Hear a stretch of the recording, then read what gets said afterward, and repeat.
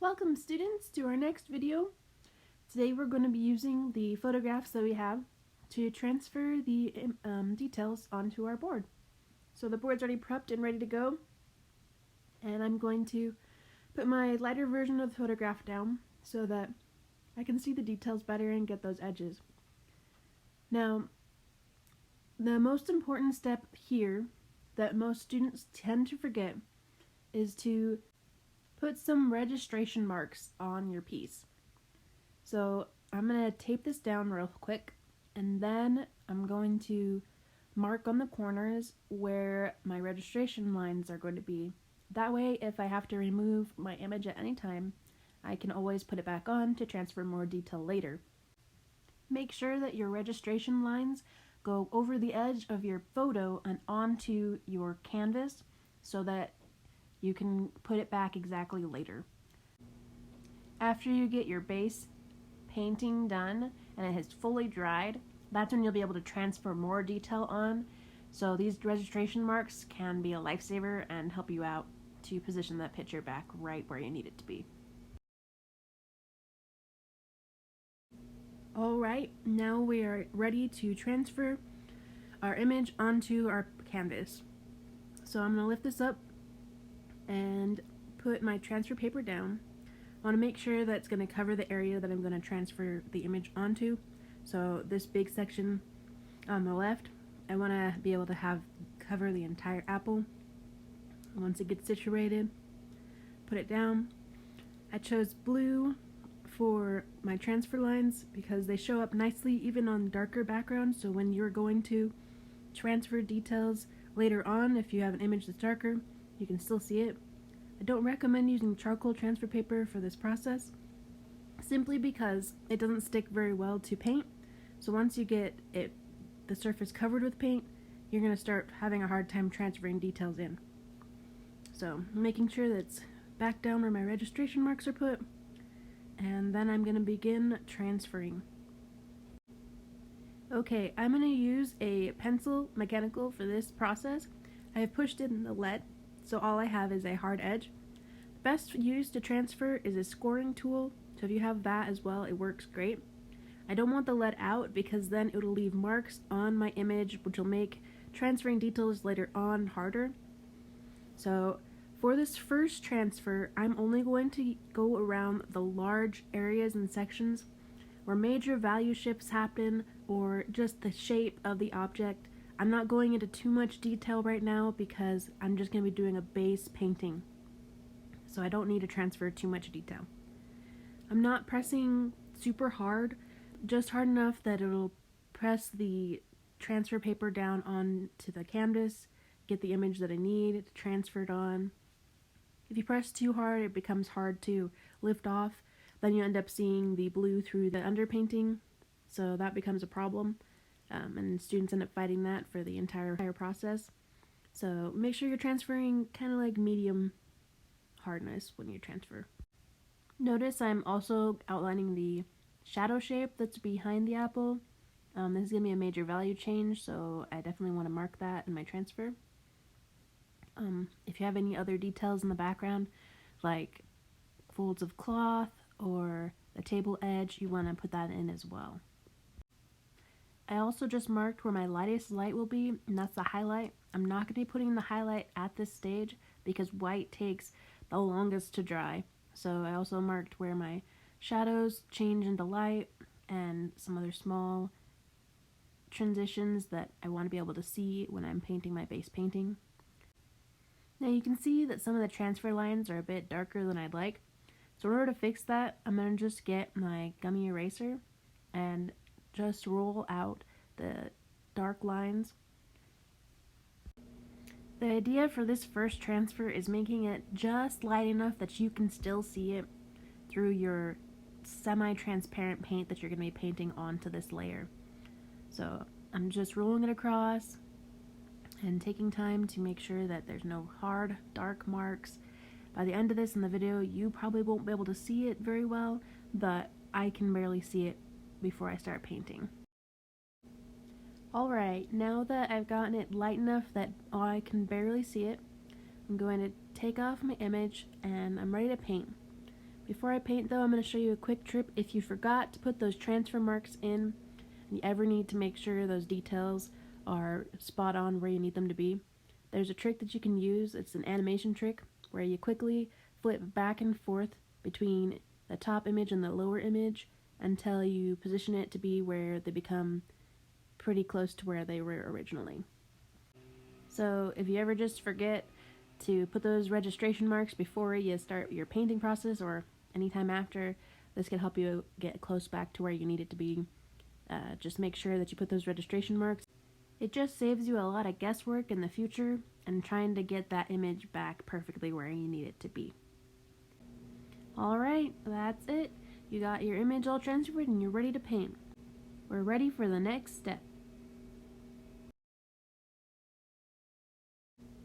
Alright students, with our image transferred, we are ready to paint. So I've got my paints all set out on the side, my brush is ready, water, my Gamsol for paint thinner, and this is just sort of a look of how I set up my palette. I have warms on the bottom, and then I have cools on the side, and underneath is a palette paper, that way it's easier to clean off the palette instead of having to scrape it off afterwards. Alright, I'm also going to be using Liquin for this first base layer. It's imperative that you use it. Liquin helps the paint dry faster. If you don't use Liquin to thin down the paint, then it'll take longer to dry and your base coat will be too thick. It just solves a lot of problems. You're going to be mixing your paints with about 70 to 60% Liquin and only 30 to 40% paint for this base coat. So we're just going to be working on getting the colors for this base coat down. Just take the cap off. Here we go.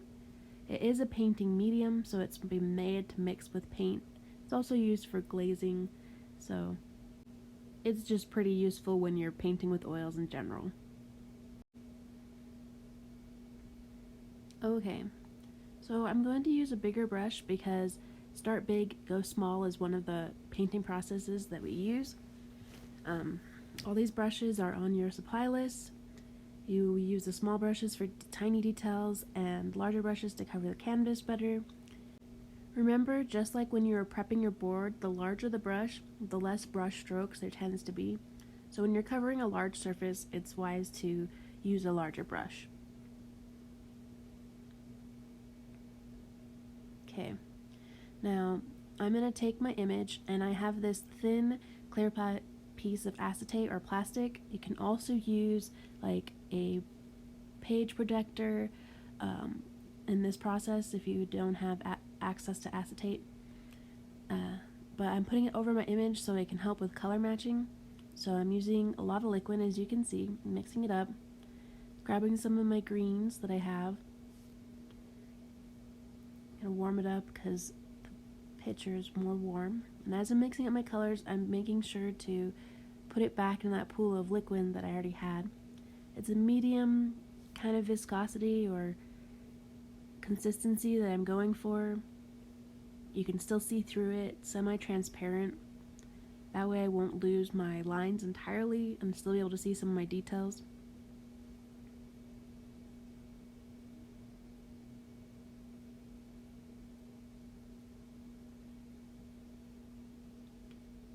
Now once I think I have the color mixed up to be the value and shade that I'd like, I can check that by putting that paint directly onto that clear sheet of plastic. Obviously it's not the correct color, but I can keep mixing up colors until I get to be that color that I need it to be, as close as possible. That's one of the points of this project, is to be able to color match and value match really well. And that's what this sheet of plastic and your photograph comes in handy for. So I'm going to be doing that throughout this process, going back and forth between making sure I got the right color and the right values and stuff like that before I come and paint actually onto my canvas. So here we go. Now this first layer is going to be a thin layer. You're not going for very thick paint. Try to avoid having globs of paint anywhere. It'll appear a little bit streaky. I'm not too worried about that because that'll be covered in layers to come after this. I'm avoiding putting white on the canvas because white dries the slowest. I will unload my brush from time to time whenever I change colors or values onto a paper towel. That'll just help me keep things all clean and not muddied. Now I'm ready to change to a larger area, so I'm going to clean my brush. This is Gamsol in a jar with a spiral coil. They sell those together generally. Gamsol is a brush cleaner. It's odorless, but it is toxic, so when you're using this, you want to have the windows open, be in a ventilated area. Also store this in an area away from heat. It's very flammable, but it gets the oil and breaks down the pigment in your brushes so that basically it breaks down oil paint so that it'll get out of your brush so you can go into the next color without worrying about having the old color tainting your new set of colors. So I'm just going to do this several times where I rinse my brush out, rubbing it against the coils, and once I think I got it, I'm going to wipe it on a paper towel. You'll see that the green still appears after the first rinse, right? So I'm going to rinse it again with water. Water does not help oils, just to show you that. But it takes several times of rinsing in the solution in order to get your brushes clean. A final clean is to rinse off with warm water and soap to get your brush completely cleaned out. But you can see you're getting less and less pigment stuck in the brush after that.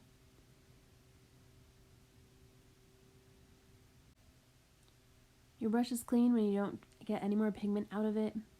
It's clear. I'd set that one aside to dry for a bit, and I'm going to pick up a different brush for when I do the background. Generally, when you're doing a painting, you want to work big to small, so you should start with the background first. I just wanted to show you some color matching with the apple before we continued on with this process. So I'm going to be mixing up the background color. It's a warmer background. You're not going to get the dark values right away with this first thin underpainting, so I'm not too worried about getting those values. I'm also not going to be adding any highlights because highlights are made with white, and white dries the slowest. Right now I'm just trying to get the temperatures and the colors correct. So just making sure those match before I start painting on the canvas. So here we go.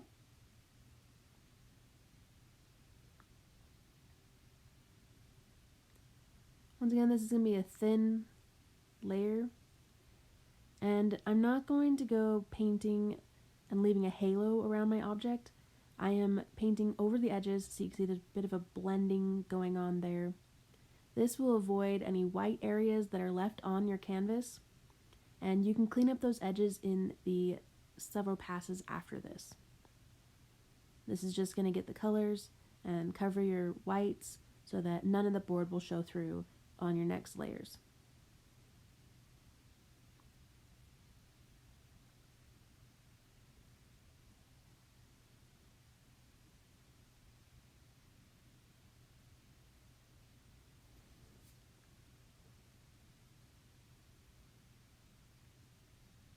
So if you end up trying to go back in and painting while it's still semi-wet or dry, sometimes what will happen is you pick up too much and it gets smudgy and clumpy. So before you go back to an area, make sure it's completely dry before you start painting it.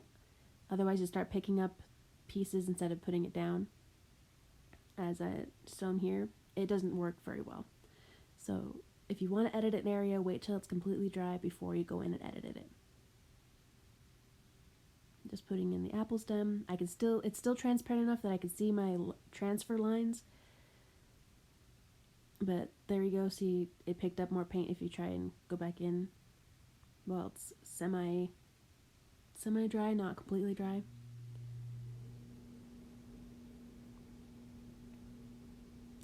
Smaller brush for smaller details. I can get those exact details again by transferring it on later. I'm just trying to get the color correct.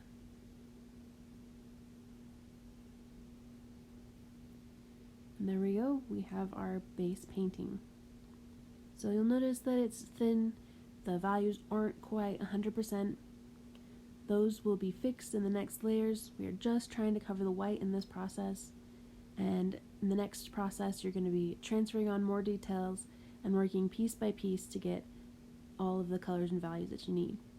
Now, if you want to keep your oil paints from completely drying out, if you have a palette that has a cover, that's really nice. Otherwise, you can use plastic wrap. Plastic wrap will keep your paints from drying out. For the most part, oil paint takes for a very long time the thicker the pool of paint that you have. Anything that touched the liquid, though, will probably be dry by the time you come back to this painting. So for now, I'm just going to let this painting sit and then come back and do details later.